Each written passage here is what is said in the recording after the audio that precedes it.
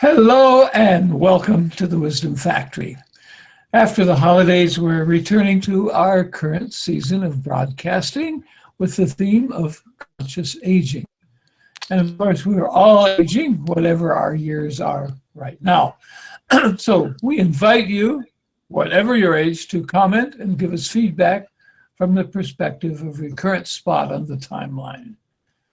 We remind you that after the show, we'll be hosting a live chat where you can participate directly. More on that at the end of today's conversation. And next, a word about us, your hosts. I'm Mark Davenport, and I have a background in education, drug and alcohol counseling, and countless occupations too numerous to mention or worthy of mentioning. And I'm here with... I'm Heidi Hörnlein, and I'm German, living in Italy with this cold and husband of mine. And I am a voice coach, voice teacher, but I'm also a transformational life coach and counselor. And my idea is, or my passion is to help especially women to become visible.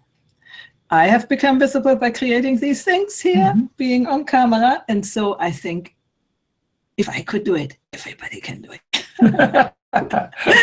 Okay, so far. I wanted to say we are here in Paradiso Integrale. This is a non-profit association. And what we are doing here is part of this conscious aging series. Okay.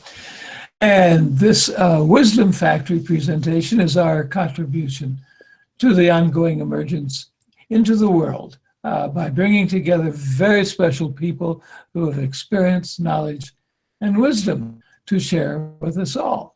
And combining all of those qualities is our guest today, Michaela Boehm. Say hello, Michaela. Yep. She's muted herself. Oh. I am now unmuted. Okay. So we haven't finished yet. We have to present you. Yeah. Just a moment. Okay. Born and raised in Austria, she is a lineage holder of Kashmir Shaivism, and she began a classical tantric education at the age of 16. She worked and co-taught with David Data for some 13 years, now offers counseling to women and couples around relationships and intimacy. She's a truly internationally known master whom we feel very honored to present to you today. So, Michaela, to begin, is there anything you'd like to correct or add to our introduction? No, I think that was pretty good, other than I mostly teach these days. I don't do any one-on-one counseling aside from a few select clients. So I teach workshops all over the world on this subject and a few others. Okay. Can you add your website so people can know where to reach you? Yes, it's my full name, which is spelled MichaelaBoehm.com. I'm assuming you're listing that as well. So it's my full name.com. Yes. So who interested in your workshops after the show, first they have to see what you're going to do. Don't go there now, guys. No. So we were assuming that some of us who are listening, watching, have little notion of what Tantra is. So can you set us off in the right direction there? Okay. Well, it's not that easy to define it properly, simply because the Western view on Tantra is very narrow, and it's of course narrowed down to sex and all things sex. And that's of course really a very, very, very small percentage of what tantric education or knowledge or practice is about. So I would widen this to the entry into life with everything you have, your whole body. So an integrated entry into life where you're not cutting off your spiritual endeavors from your bodily feeling or wisdom and endeavors. And Tantra essentially could be defined as everything you do as you're doing it fully, or as fully as one can, felt and integrated and been with. And of course, when we then come to the aspects of the spiritual and sexual aspects, what we're looking at is that in tantric traditions, one of the ways that you look at oneness and merging and being with and being one with is by pulling things apart for the sake of creating a polarity. And then out of that polarity comes the oneness, and then you pull it back apart. So it's the play of two becoming one, two always having been one, pulling apart for the sake of the play and becoming one again. So the sexual aspect, or the sexual relational aspect of Tantra, deals with who are you and how can you, as a human, be with life fully, embrace life fully, live life in the body fully, and then for the exploration of how do two people become God, so to speak, and then merge. How does that look? So those are some of the areas to consider, right? Of course, there is some very specific things that go into the sexual domain or into the relational domain that have to do with the yogic aspects of it's a yogic tradition, essentially, right? Which has to do with how the body works, where energy sits in the body, how do you combine with somebody, how does breath move, how do you move as a human being with the patterns and contractions you have vis-a-vis another human being or an animal or the world, right? So there's all kinds of areas one can go into from there. Yeah, that's wonderful. Yeah. Before we go ahead, I see we have quite a few viewers, and I don't know where you are listening.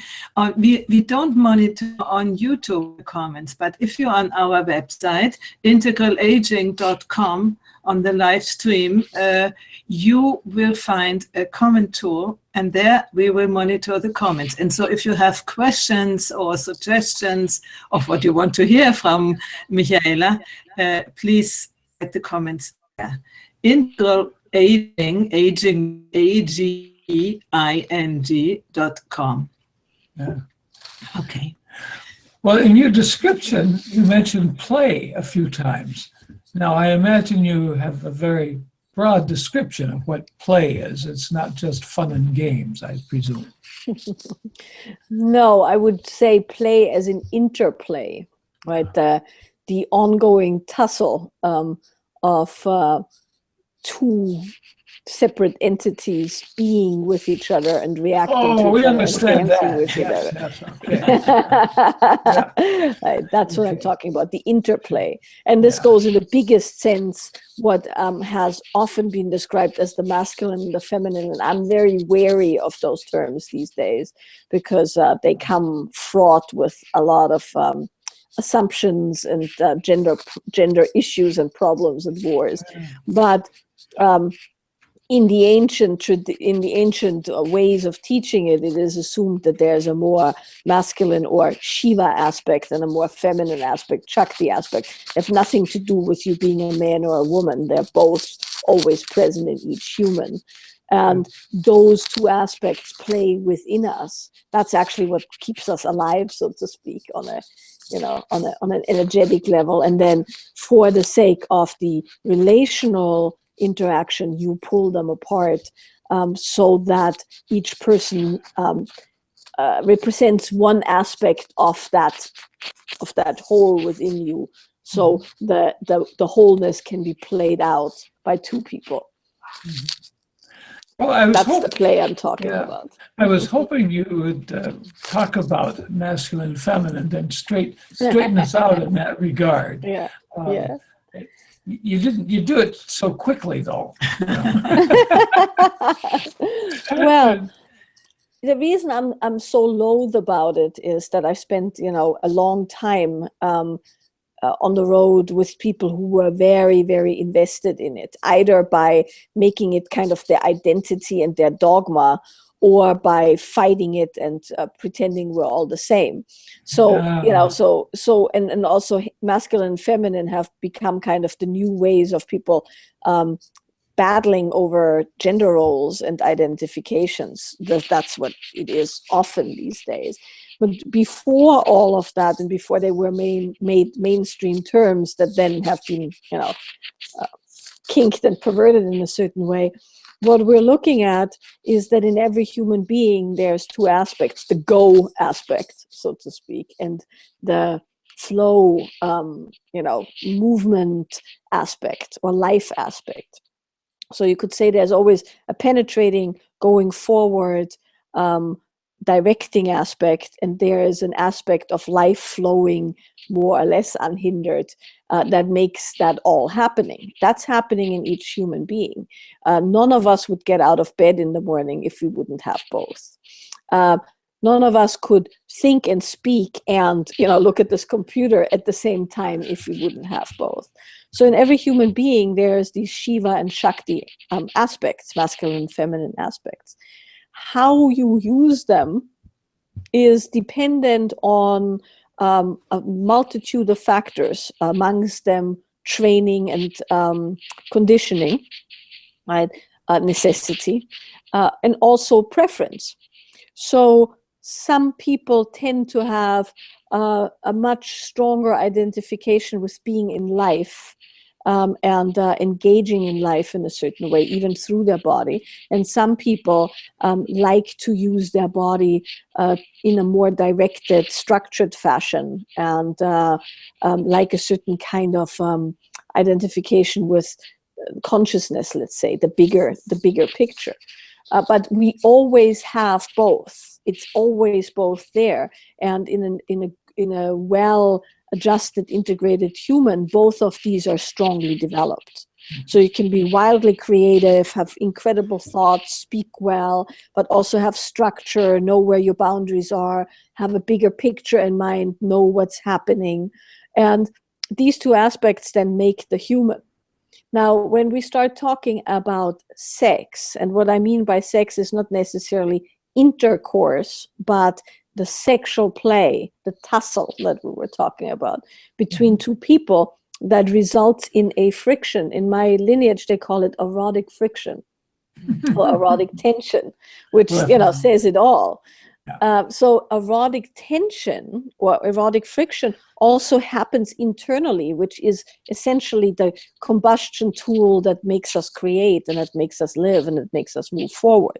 When we go into the sexual domain, meaning two people of whatever gender, wanting to engage in that erotic friction, how that is done, voluntarily or involuntarily, and in the beginning it's involuntary, is that the more difference there is between two humans, the stronger the arc of the attraction and the stronger the friction.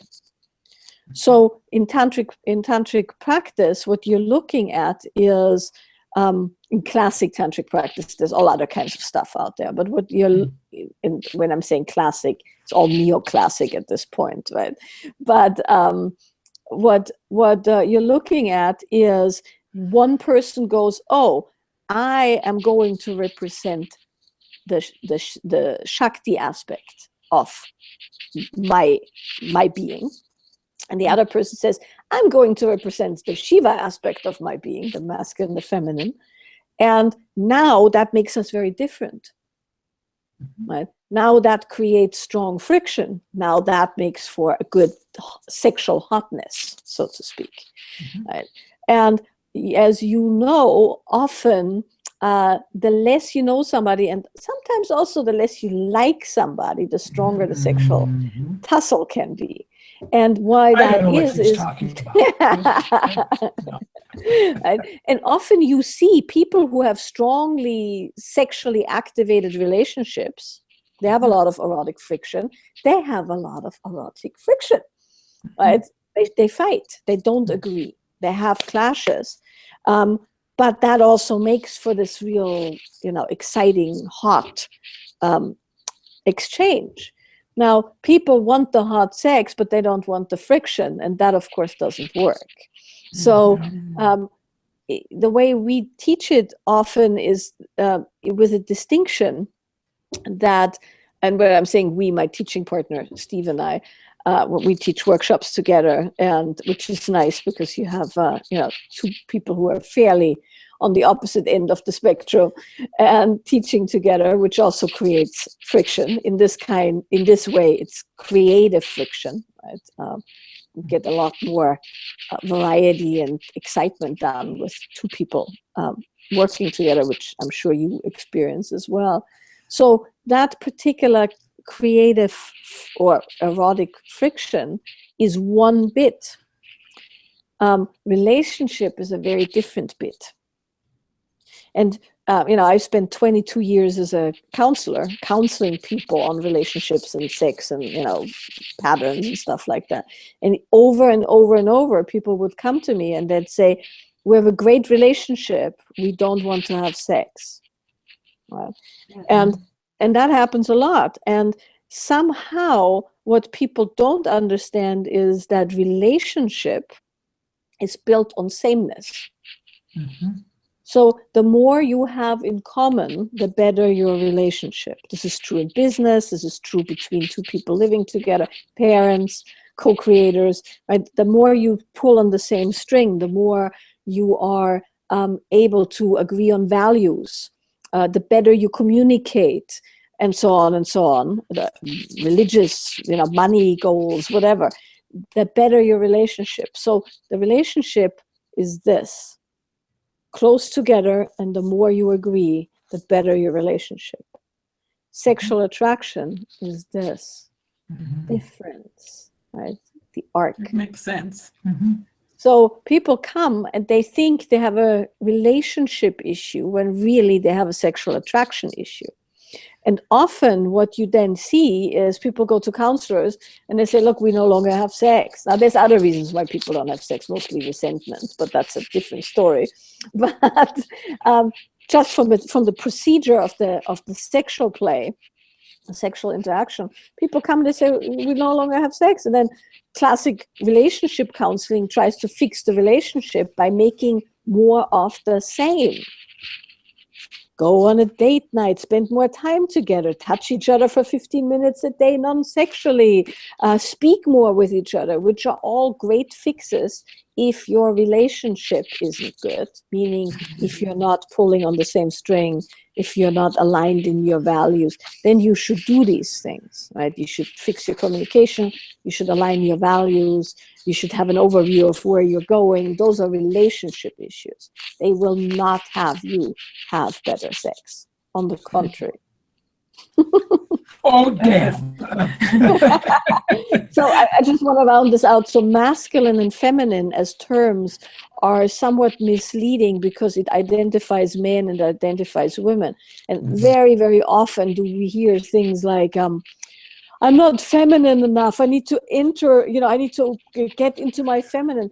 Well, you're always feminine when as man and a woman, but you're always feminine in one aspect of your being. And if you have a female body, you have specific traits and challenges that come with having a female body, with hormones, with sexual organs that are inside, with the tasks of childbearing, whatever. You're never not feminine. It's just some people have trained some aspects of their being way more than others. And whatever you have trained the most is active the most. So it's never that you have to find your feminine. It's always right there. It's like you have to train your body and your behavior and your thinking or whatever it is to access those patterns. Right? If you and I never speak German again, right, we will still be able to speak German. Because it's deeply, deeply ingrained in us from an early age. But it might be, in my case, I speak German once a week to my parents. That's it. Right? So the first minute or so of me speaking German with my parents is a bit my tongue and everything is, and then it clicks right back in. If I would have to go and teach in German, which I haven't done in years, I would have to practice. I don't know the proper words, and it's like that with the feminine or the masculine. So when guys go, I must, enter my masculine, and then they start standing in these weird ways and breathing in these weird ways and staring, at the woman in front of them, and actually they are not more masculine; they're just more tense. So, and they're missing the active, deep relaxation that comes from being sourced in knowing where it's going. So, it's not that useful to equate men with masculine and women with feminine. It's much more useful to find within yourself what's developed and what isn't. And then furthermore, what are you leaning to naturally? Right? Because within you have preferences, and those preferences, when kind of coaxed and loved and clearly expressed, make you the full human being you are. So instead of squeezing yourself in a box, you'll find what's naturally actually your expression, and you'll strengthen that, and you eliminate some of the things that you're doing too much of or that's not necessary. I would like to go back to what you said before about Tantra and about the opposition and being together and so on. We are talking here inside a series which is called Conscious Aging, and this is a fact that often in very older age, women are alone. Also men are alone, but I think more often women, because men seem to have we die quicker. First, they die quicker, and second, they have a sort of a easiness to find somebody else. Can also be 40 years younger or something. Anyway, how? Really? You shouldn't have told us to Mark. Oh my! How can people who are older and alone, could they take on a Tantra practice, and what would it do for them, and how would it work? Well, yes. I mean, first of all, the important thing to know is that, of course, you can do all of these practices internally. And in many traditions, by the way, right, in Vajrayana traditions, the Vajrayana practitioners often never have sex, but they do all of these internal processes. And there's, other traditions, internal alchemy and things like that. Now, is it so much nicer when you have another human being in front of you with whom you can, exchange? Absolutely. But from a tantric standpoint, if we want to call it such, you're pulling yourself apart from another and then combining and exchanging is the principle. Now, most of us spontaneously know how to do this. Like, for instance, a beautiful sunset, right? So you can completely have that kind of exchange with a beautiful sunset, or with a dog, right? You were just talking about your dog before we came on. When you look into a dog's eyes, you can feel yourself opposite from that dog. Now, you're not having sex with the dog, one would hope, but the spark and the exchange it's the same principles, right? The way the front surface of your body feels when you open yourself to the beauty of nature, when you hug a soft animal, right? Those are the principles, the yogic principles of what happens in your body vis-a-vis someone else, and then you can merge or you can polarize. Those are your two options always, right? You can polarize with an amazing mountain range, and it's as sexual as it can be with a man, if you know what you're doing. And in the way I was first taught, deity yoga is a very big thing in my tradition, where you empty out, merge with the deity, and then polarize with somebody else who's emptied out and merged with the deity. You can also do this with a statue, of course, or a picture or things like that. So, but that's quite technical for somebody who is home alone, wanting to still experience the juiciness of life, regardless of age, regardless of hormonal status. That's very, very doable. And what it essentially means is that you're willing to engage with life. And the first aspect before we get to the sexual stuff is that you're willing to be intimate with what's actually happening, right? The honesty and the intimacy with what is happening in this moment is the beginning of, so to speak, sexual play or sexual engagement. And so that's where it often stops for people, right? So I think what you're talking about is that first you need to create this awareness, what is happening in yourself, in your feelings, in your sensations, and before body. You can, yeah. And actually, I think this is a little bit neglected in our societies, even with women. No, we try to use our bodies for running and for doing all sorts of things, but we don't feel it anymore. Women are forced to feel it for a while, at least from the pain side, no, with the menstruations and with birth and so on. But I think men can manage live a life without ever feeling their body. Mm-hmm. So Tantra requires, as far as I've understood you now, that we have a relationship to our body and that we are able to feel it and sense into it. Is it true? Yes, I would say so. And, I want to just take it out of the context of calling it Tantra simply because it doesn't matter if you've never heard that word before or if you are a tantric master, right? There is feeling and being in your body, which is now, the buzzwords embodiment, right? But just being aware of your body. When are you not in your body? Well, when you're passed out, but or dead, right? But embodiment is really saying, can you feel what your body does? Are you connected with your body? Can you read the signals of your body and process them consciously? The same is true for emotions. Right? Are you aware of your emotions? Which is a very, very big deal for men and women alike, because if you actually don't know what you're feeling, you also can't feel anyone else. Because, before you can feel someone else, or how you feel someone else is you feel signals in your own body. That's how we feel somebody else. You feel something in your own body that makes you know what the other person feels, approximately. So feeling your own body, feeling your own emotions, and then being able to process these emotions in a way that they don't hijack you. Mm-hmm. That's across the board something that's very useful in living. And, when we talk about conscious aging, I think, I can only talk for myself here, I'm about to turn 50.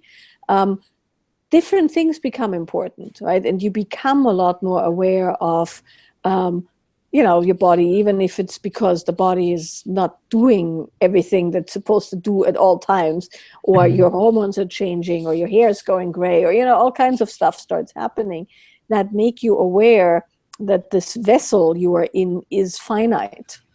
And I think that's a great gift because it forces you to be a lot more mindful of what is happening. And as you become more mindful with what's happening, you also become more aware of sensations and feelings in your body. So when we talk about sexual aliveness or aliveness in the world, what we're talking about is the aliveness of your body, good and bad.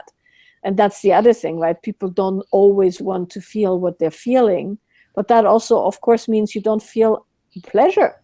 You don't feel arousal. If you don't feel anger, you don't feel arousal. If you don't feel pleasure, you maybe feel a little bit less pain, but your bandwidth is just so shallow versus having the full engagement. So regardless of are you with a partner or you're by yourself, I would always and do always suggest to everybody that they have their own engagement with their own body, with their own sensuality, with their own relationship to life, because that to me is what makes aging and being in that process worthwhile, is that you have you suddenly know about impermanence, and you know it very clearly. Things go, they just keep on going. Other things come, but things go, and you become aware of the impermanence of things, and you can become very aware of what is happening versus what you think you want to have happen, or would have, or could have happened, or should happen. And so that much more in the moment attention then also creates kind of an aliveness of the body, or juiciness, as they sometimes say in California. That this is true for men and women. This is not just for women. I think you were saying it rightly. A lot of men have been taught that they can run their whole life without ever having to consider their body. And Absolutely. then they meditate in ways where they're going up and out as well. And the sensual and sexual awareness, and the awareness of life force and bones and blood isn't there. And there's no reason for that. And by the way, when you were saying men die earlier than women, that's not going to be true for much longer, because it was always considered men had a much higher heart attack risk than women. That's no longer true. There's all kinds of things that are happening through the lack of attention in the body. It's not that men's bodies are giving out faster. It's just that certain mechanisms make it so that certain things happen in the body that also contribute to, other factors. But nowadays, women have almost as many heart attacks as men for the same reasons, right? That tightening and the stress and the scouring your arteries, with all these horrible stress hormones and all of those kind of things that happen. Because we women wanted to become men, and I think that was not a good idea. Indeed, and we did a good job doing so. Now we have to refine ourselves. I think this is the task of women today, to find the womenness, in a good womenness, without comparison to what she thinks she should be in a patriarchal society. No? Well, there's a kind of man also that decided that they need to become more like women, and that results in strange results too. I recall that as a young man, as a child, as a young man, and for longer than I'd like to admit, all my feelings of connection just ran through my genitals. There wasn't any other connection with another person. Yeah, it was not allowed. It wasn't allowed, for men. It was just the time and the place and the culture, and goodness, and you mentioned the age 50, that's when it stopped functioning. It stopped functioning, and that's what happens? Well, I tried all the medications, mechanical appliances, and very strange things happened. And just for comic relief, I can tell you one. and that is that I could get, with help, a great erection and no sexual desire at all. They were just completely separate phenomena. And this went on for a few years, really. While I struggled with this issue. But it's been a long way to come back. I mean, in case you're wondering, Michaela, there is life after 50.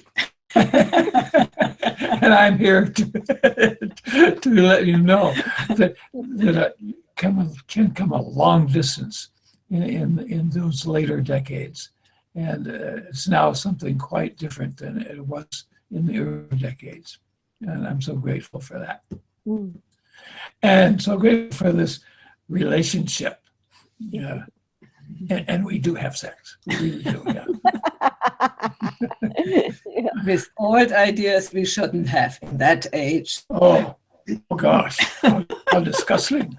Well, that's the interesting thing, right? Because I know for myself, I feel maybe 30 internally, right? So I have no actual idea of my age chronologically speaking, right? I have more energy, I have more experience, I have more actual physical energy than I had in my 30s, I think.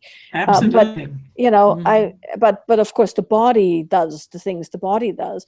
But there is whole areas of exploration in the realms of sensuality, sexuality, connection, the connection to, the divine, however you want to define that for yourself, that you can only have with experience, and you can only have them after you've done all the regular stuff, right?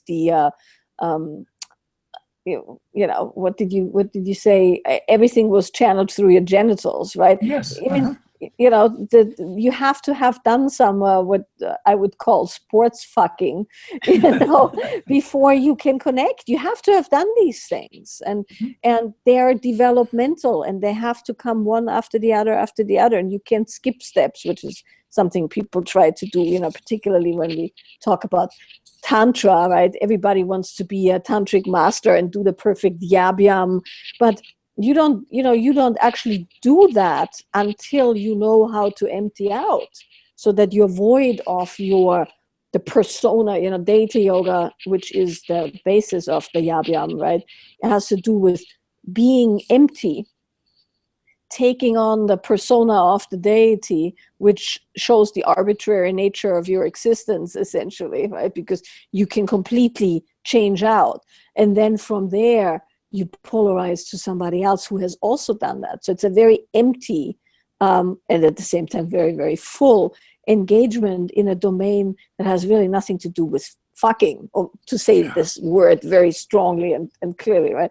But most people, they say Tantra, and then they think, okay, well, now you sit on somebody's lap and you grind on them and you make a few moaning sounds, and the guy breathes deeply into his balls, and everybody, thinks then that should be it. And then they go, but it doesn't feel, it doesn't feel right. No, because feeling, is essentially the basis of intimacy. And if you can't feel because you're tense and you're pushing and you're doing, you can't actually be intimate. And so age, one of the big advantages of age is that you're essentially being beaten into submission, beaten into relaxation in the best possible way, because you realize certain things are really not as urgent or I don't know what the important as you think they would be. And with that added relaxation, and also with the body, with you learning how to relax your body, there's a whole field of experiences available that you didn't even know existed, which is what you were talking about, Mark. Yeah. We have to interrupt for a moment. We have a cat meowing outside in the cold. Oh gosh, we have it. And it's really cold. It's under zero now in these days. So it's for Italy, it's quite cold too. Anyway, now we can continue to talk. I have, by the way, a website which is called my-cat.org. And I wrote yesterday an article about this guy. Maybe he shows up in a while here. He is the prince who has become the king. And he is the cat butler, lets them in and out and in and out and in and out. Yep. This is it's our much simpler practice. than working with her. Yeah, it's our practice. And we were talking before with the dog, you can create a relationship with these animals. This is, of course. It's really, so with some it's easier, with others it's more difficult, but they are opening the heart. For me, it's a way and learn forgiveness. Because they do a whole lot of stuff. Well, but they also are treated horrendously often, and they still love, right? I personally think that dogs are bodhisattvas, right? They're saints. Literally. I mean, I really, really think that, because the openness and the love and the constant sacrifice that a dog makes, right? And the horrible mistreatment animals have. Not, I'm talking dogs now simply because I have more dogs than anything else. But there is something very valuable in there, in like you said, I mean, they're sentient beings. And I have particularly one dog, many dogs, but one of my dogs has 3 legs, and he was very, very badly abused. he lost a leg in the abuse, and he was used as a stud dog in some backyard breeding, horrible conditions. I mean, very, very, very bad. And he is the most loving and open being that I can think of when I do loving kindness meditation, anything of that. He is the avatar, so to speak, of my open heart. And all I need to do is look at him and my heart completely opens. And like you said, some animals it's harder because like humans, they incur the contractions and the scars and the closures of life, but somehow after a little while most of them are able to just give that all up again and again and again.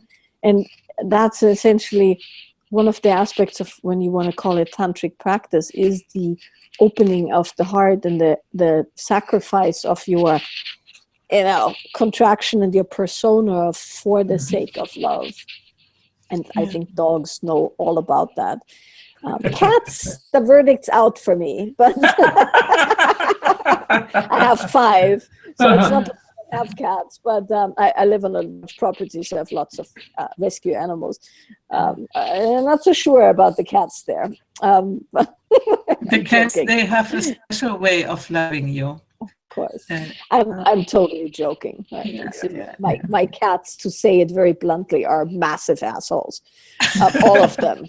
Right? It's just, mine not. I have some very sweet ones. Yeah, no, mine are out. Mine are.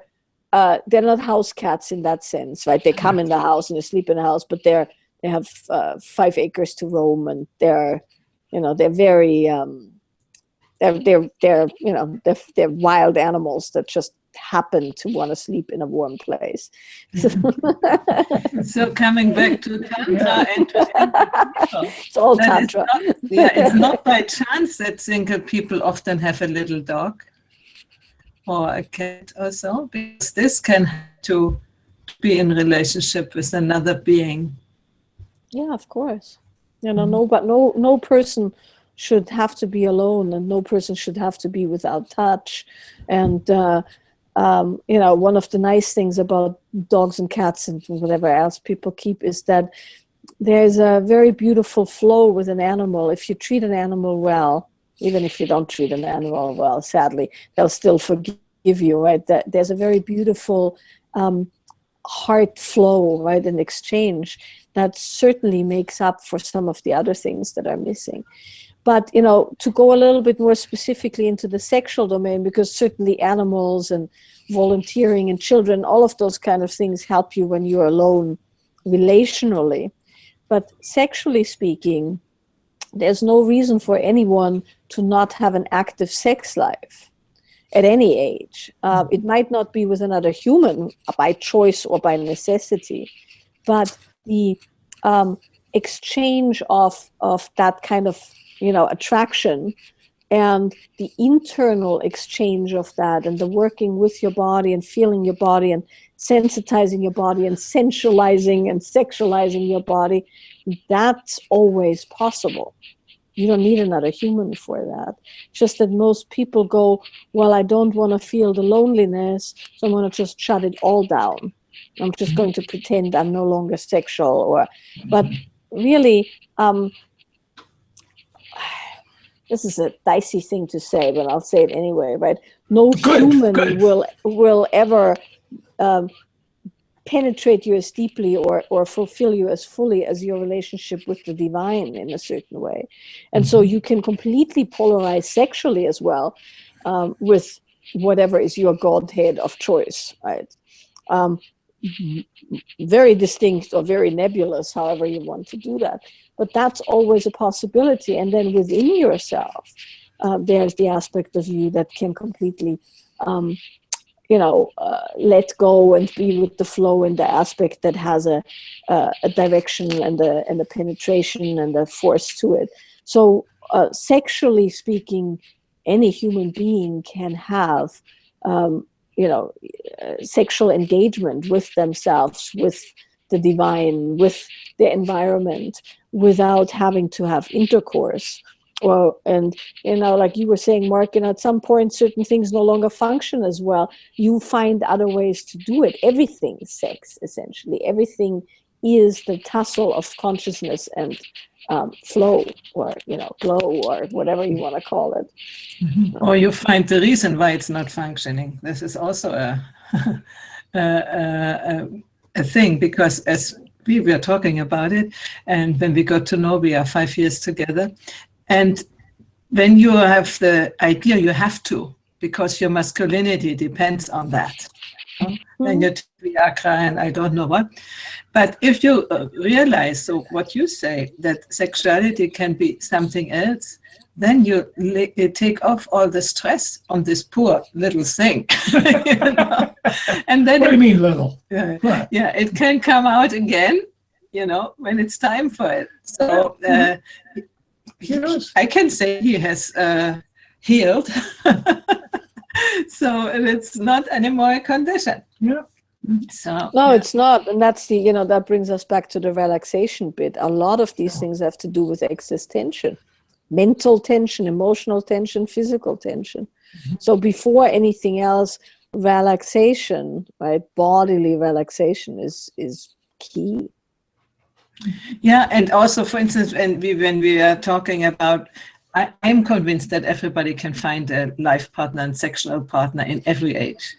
If they don't, and if we don't, then it depends on our beliefs. I'm too old, I don't know what, And just to say, I did the calling and the one coaches training, and afterwards I met him, because I realized when I set myself up, I'm not good anymore in sex when I'm over 50, or nobody would look at me, and hopefully I can do it still, And when I set myself up this way, I will avoid every possibility to encounter a person with whom to become sexual. Maybe not immediately, but first create a relationship and then become sexual. So we need to be confident that these are functions which don't go away, and only this one can exactly rest them down. Exactly. Oh. Well, I was when we started speaking, I had another question I wanted to ask you, and of course it sounds a little different now after we've been talking for 40 minutes or so. That you began a practice of tantric classical test at age 16, which seems really at first blush amazing that your parents would let you, but in any event, a really young age. What was it that you were interested in that? Something pushed you in directions that wouldn't occur to most people until much later. Yeah, but once again, most people go, sex was 16.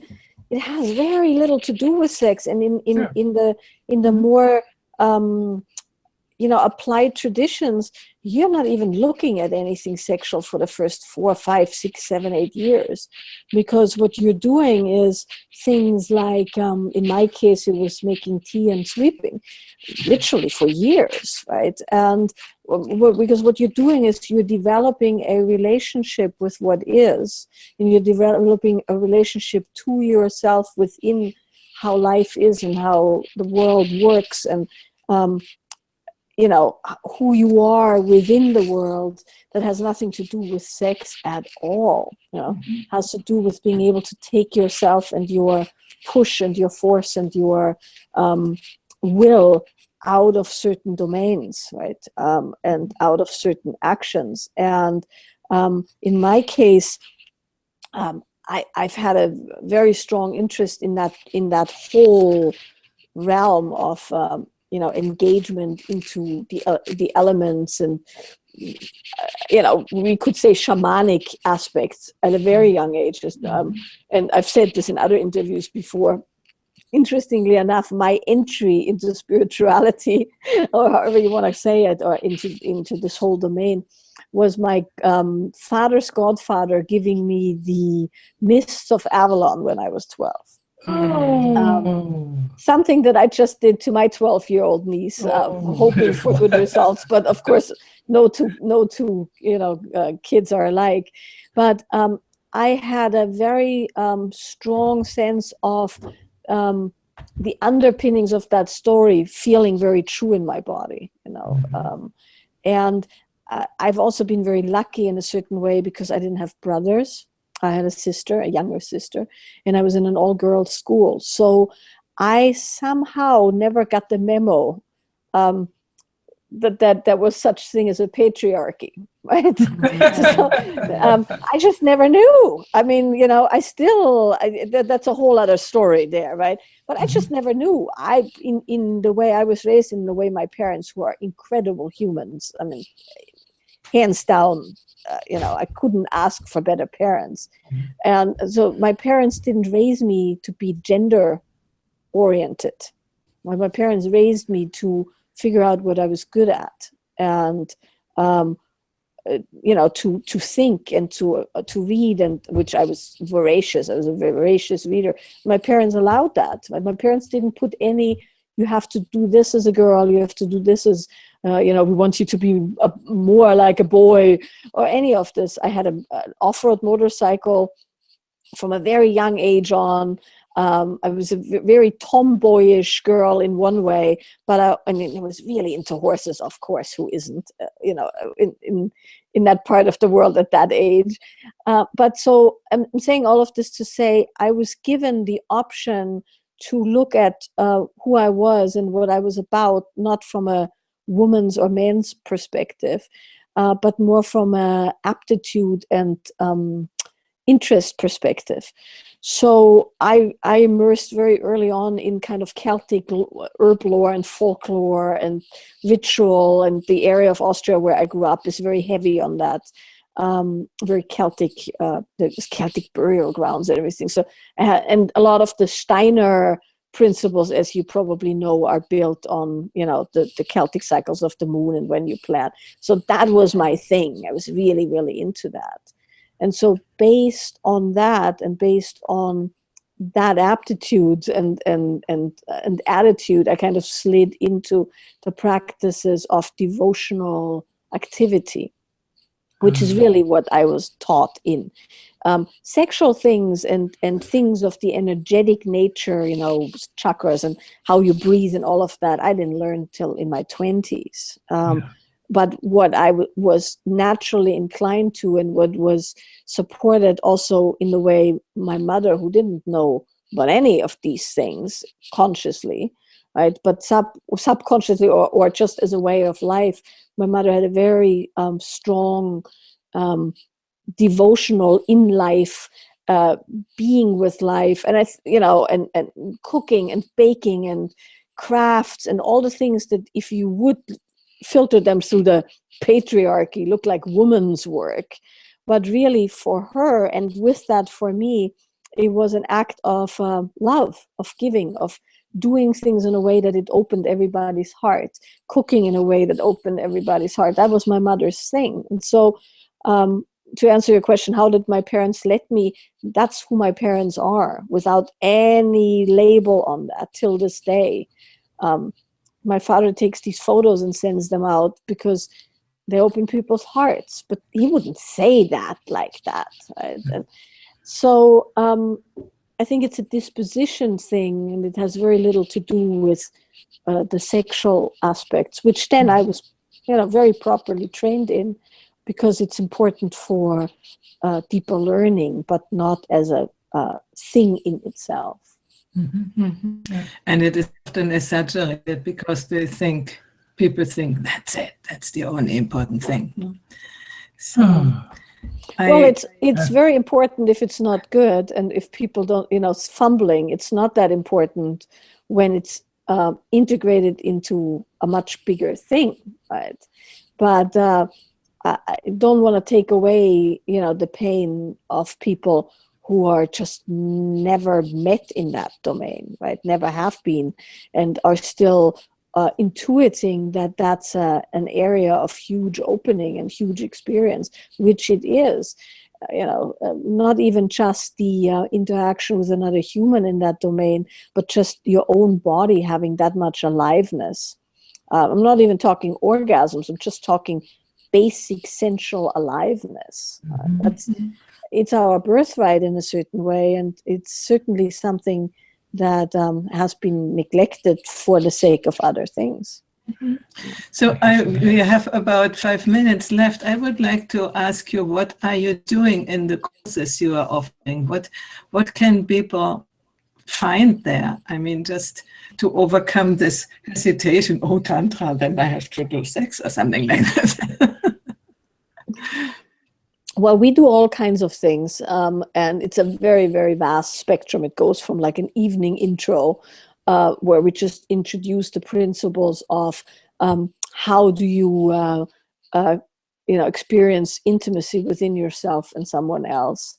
How do you open your heart within yourself and someone else? How do you create the erotic friction? So that can go from an evening to 5 days. I do a 5-day course that's very, very detailed, and then goes into the more yogic sexual aspects of, how do you touch somebody? How do you feel somebody's touch reverberating through your body? How does breath move into this? How does movement move into this? How does relaxation work into this? How do you sensitize your body? So all of those things, which are considered yogic sexual trainings, but there's no actual sex involved in any of these workshops. It's fully closed. There's very strong rules. The only time we do deviate from that is in very specific advanced workshop with pre-vetted people who have done all the preliminary stuff. So I do teach some very specifically sexual things, but only way down the road and not publicly. But publicly, you can go from a day to a 5-day. I also do women's workshops that are just for women to feel who are they, what's their natural, easeful, beautiful expression of their womanly, blooming, expressing. So there's all of that. How do you do that? How do you practice that? How do you find who you are so you're not some goddess clone? Or I once called it in an interview a step for a dakini, where you're just like any other, sacred goddess. Something, but your own way of that. Steve and I have started teaching teachers, so we have a teacher training now, both in the realm of embodiment. I've developed over many years a form of somatic body release movement work that we now teach. We haven't even touched on that yet, but that helps the body sensitize. It helps with finding pleasure, of releasing, stuff that's stuck, bringing new things in. There's all kinds of things that can be done. We also teach people how to teach other people, groups or individuals, how to have that intimacy, heart connection, erotic friction piece. And there's a whole bunch of other things I do as well that are all on the website.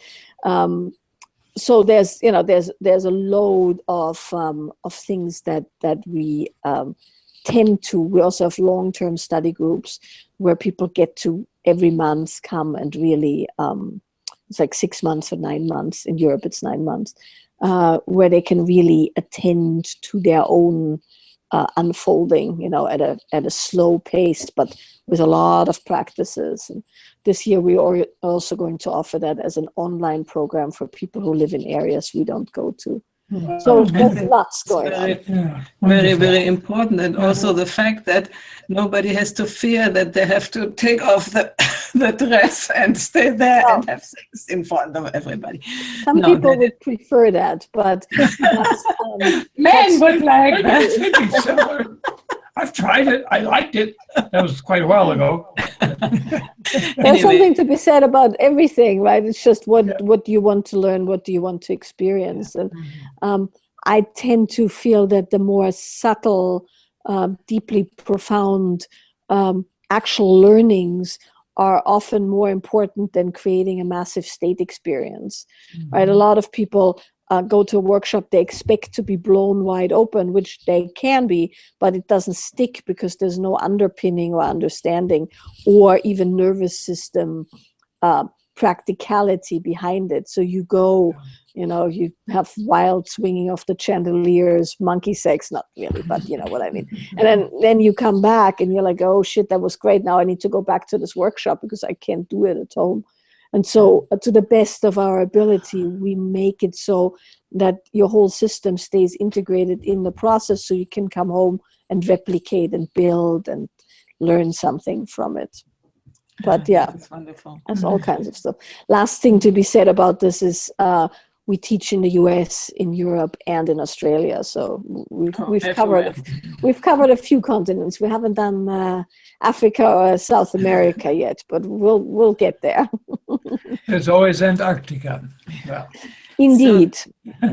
There's a big hope for people who are or alone or frustrated with their lives to reignite their lives by becoming more sexual, more receiving themselves. No, that's what I'm hearing you say, and it is wonderful. Really, thank you very much for this hour. And we are now going over and invite who has listened here to chat. If you have time, you can come over too. We will post the link in the chat room here, and then it is Masterminding Integral Aging on Facebook. It is a group, and it will stream there, and there will also be the link for who wants to jump in on video and talk with us about the experience. okay, now where is it on Facebook again? Masterminding Integral Aging group. Mainly led by this guy here. I knew it. Okay, so thank you very, very much. Thank you, everybody who has listened and watched. You will find the replay on the wisdomfactory.net site as soon as it is fixed, because it was messed up today. But it will be there and hopefully very, very soon. And you will find also the timestamps tomorrow. Mark will write out wherever we talked about whatever topic, so you can easily find and come back to what was talked about here. I think that's all for today, and hope to see you next week. Bye-bye. Take care. Thanks so much for being here.